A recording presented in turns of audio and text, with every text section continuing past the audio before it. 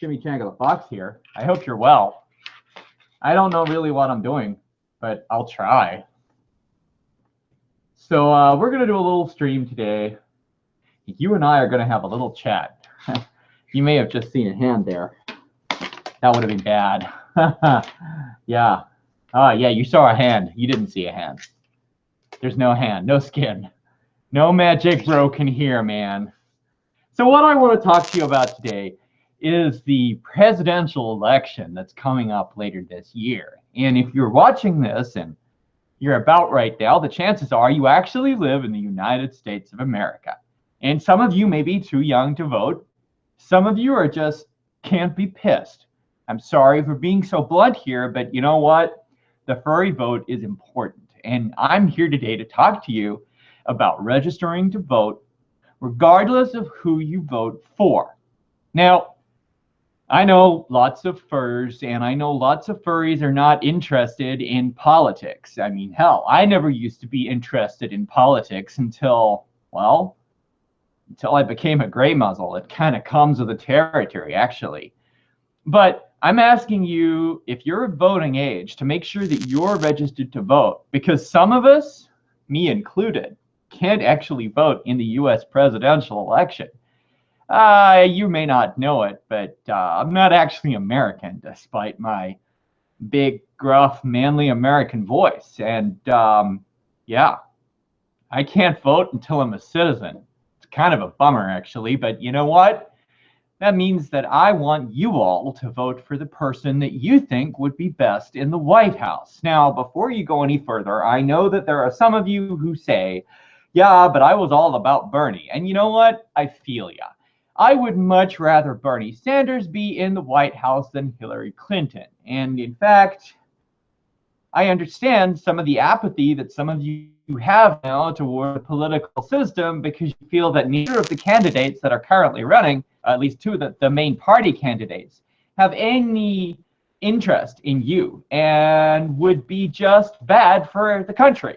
And yes, there are third-party independent candidates, and I suppose you could vote for them. But this is the problem here. If you vote for nobody, then effectively you're throwing away your right to vote. Well, maybe not throwing it away, but it means that you can't really complain in the future if, well, the wrong person from your point of view gets into the White House.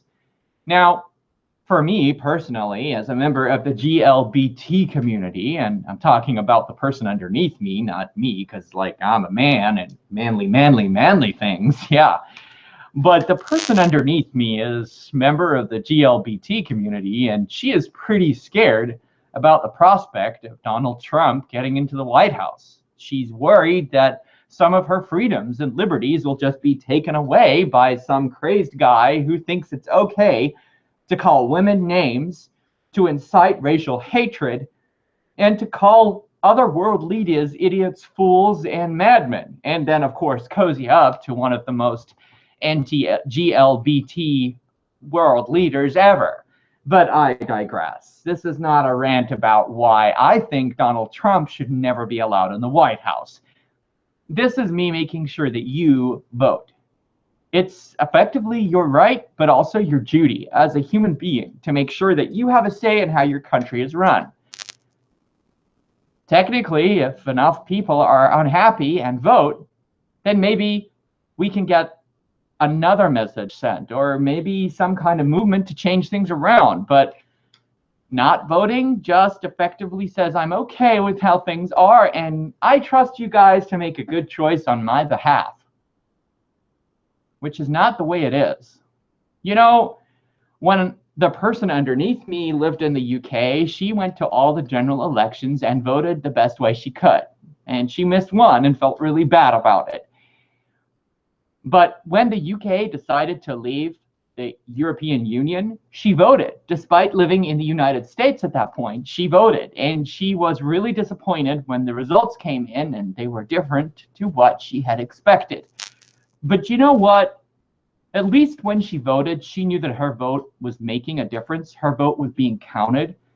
And even though she didn't have the result, the way that she wanted it to be, she was able to accept it a little bit more readily that, yes, More than half of the people in her home country were racist fuckwords. I mean, sorry, idiots. I sometimes have problems with swearing. But seriously, if you're a furry, you need to vote. Have I said it enough now? There are people in the chat. Let's see. Oh, hey, Dark, how are you? Yeah.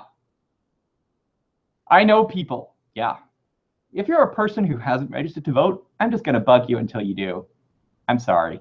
It's important to me. Because I'm serious. If certain people get into the White House, yeah, okay. Hillary Clinton isn't perfect. Donald Trump is a lot worse.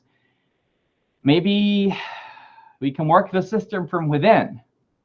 But do you think Donald Trump likes furries? I don't think so. He doesn't like much, really. And that would be sad. I would cry.